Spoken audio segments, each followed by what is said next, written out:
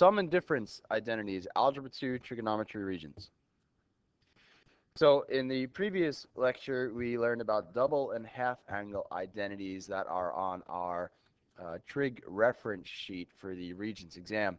The same applies for the sum and difference identities, the sum of two angles and the functions of the difference of two angles. So these 6 identity formulas will be given to you on your exam and will be given to you on the Regents exam. So you do not need to memorize these, which is nice. So the problems are always very recognizable when they ask, like, what is cosine A minus B? Well, that means you need to go and take a look at the cosine A minus B identity. And that's, the first thing we're going to do here. So let's read the question that we're going to use for an example. If sine A equals 3 over 5, sine B equals 2 over 3, and angle A and angle B are acute angles, what is the difference of cosine A minus B? So we need to use the cosine A minus B identity, and so that's the first thing we want to do. We want to write that down.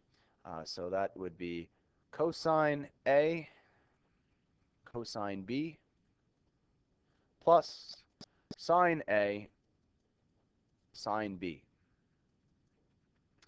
And ultimately what I'm going to do is I'm going to replace these with ratios, with fractions. Now I want to actually create some space down here for me to work with, so I'm going to put a white box over this lettering down here so I have space to work with. Let me try to get rid of that dotted line. Okay. Now, the problem will give you usually some of this information. So you're going to replace cosine A with a fraction. You're going to replace cosine B with a fraction. These are going to get multiplied together. Then you're going to add it to the product of the fraction for sine A and the fraction for sine B. So what's given to us is sine A is 3/5. So that will go in the sine A spot, 3 over 5. And sine B is 2/3. So that'll go in this spot, 2 over 3. But what I'm not given is this stuff here. Don't actually put question marks there. We're going to fill it in with numbers. And so we have to find these values before we can go forward with this problem. And the way we're going to do that is much like what we did in the double and half angle identities when I needed something like that, is I'm going to draw a picture, a little Pythagorean theorem, a little trig, and get what I need. Now, this is talking about angle A and angle B. So you need to draw 2 separate pictures, one for angle A, one for angle B. You can't work on the same triangle. We're talking about 2 completely different angles here. Now you have to pay attention to the problem. Well, you always do, but especially for these trig ones, because they might tell you what quadrant you're in or give you a hint towards that or something like that. They're telling us that these are acute angles, meaning less than 90 degrees. So that's the problem's way of telling you quadrant 1. But if the problem tells you angle A is in quadrant 3 or angle B is in quadrant 4, then remember you have to draw your picture so that that triangle is in the right spot, because that'll affect whether or not it's going to be positive or negative and so on. But quadrant 1 for both of these. So first I'm going to draw a quadrant 1 triangle for angle A, and instead of labeling it theta, I'm going to label it A because I'm working with, angle A here. And what do I have for A? I have sine A is 3/5, so that's opposite over hypotenuse. And you may just know that this then needs to be 4.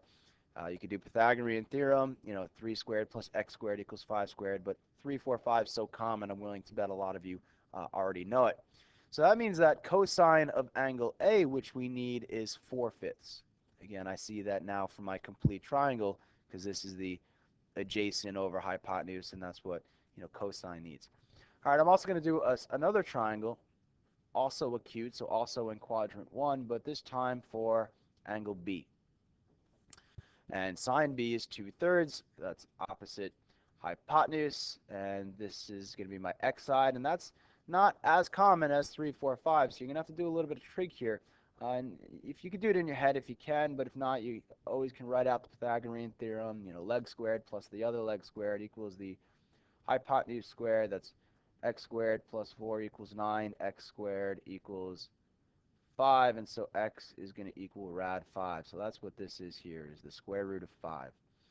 And so cosine of B, cosine of angle B is adjacent, the rad 5 we found, over the hypotenuse we knew 3. and that's going to go in here. So cosine A we got was 4/5 from our first triangle, and cosine B is rad 5/3 from our second triangle. Once you have the fractions in here, now you're just going to do a little bit of algebra. Multiply the fractions and multiply top, multiply the bottom. So that would be 4 times rad 5 is 4 rad 5. 5 times 3, 15. Plus 3 times 2 is 6, and 5 times 3 is 15. You can simplify this, and I think we're going to have to. You cannot simplify this. So I'm looking at 4 rad 5 over 15 plus, let's see, I could divide both by 3 here. That would be 2/5. And actually, you know what? That's not going to help me. I just realized because if I'm adding fractions together, I want a common denominator. I already have that. By simplifying this fraction, and this is where you need to be careful, because if I did this in my calculator, it's going to give me 2/5. And I actually want it to be over 15, so I'm actually glad I made this mistake here, because it's going to be harder to add this than it is this, because they have a common denominator here, so I can add my fractions together to be a single fraction over 15.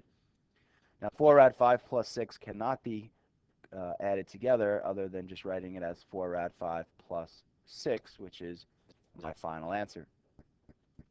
So just be careful simplifying your fractions, because you don't want that to eliminate the common denominator that you need to add fractions together. So it's almost better maybe to just do it without the calculator, multiply top, multiply bottom, make sure they match, and then go from there.